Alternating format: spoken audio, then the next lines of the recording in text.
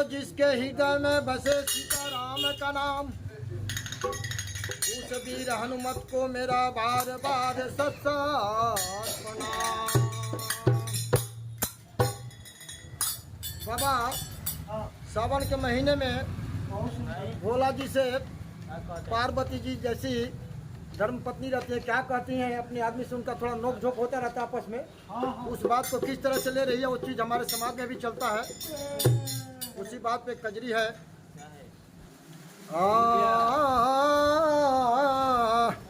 चाहे लाख हमसे हो,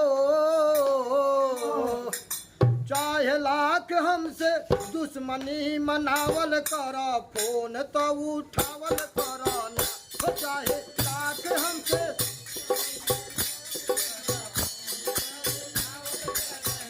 चाहे लाख हमसे दुश्मनी मनावल करा, फोन तो उठावल करा ना।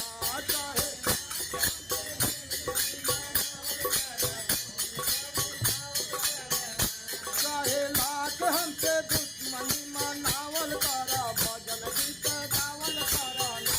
चाहे लाख हमसे गावल करा, भजन गीत गावल करा ना। हो गावल करा ना, हो भैया गावल करा ना।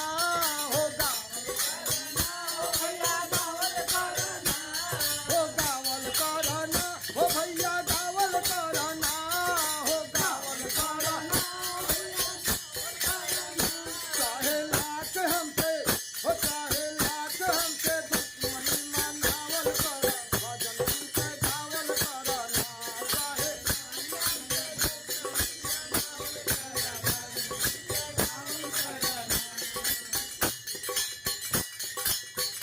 बड़ा बहुते नाराज होई बेकारी कोनो रात, बड़ा बहुते नाराज होई बेकारी कोनो रात, होई बेकारी कोनो रात, कोनो होई बेकारी राज, होई बेकारी कोनो रात।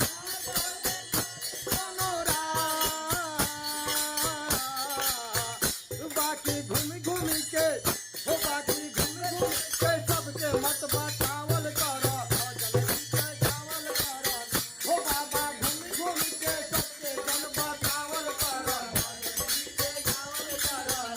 चाहे लाख हमसे, हो चाहे लाख हमसे दुश्मनी मनावल करा, पीछे पीछे गावल करा।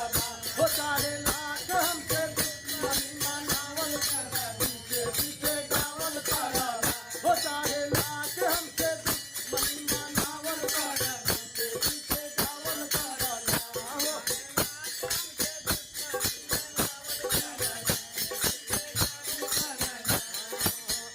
ये तो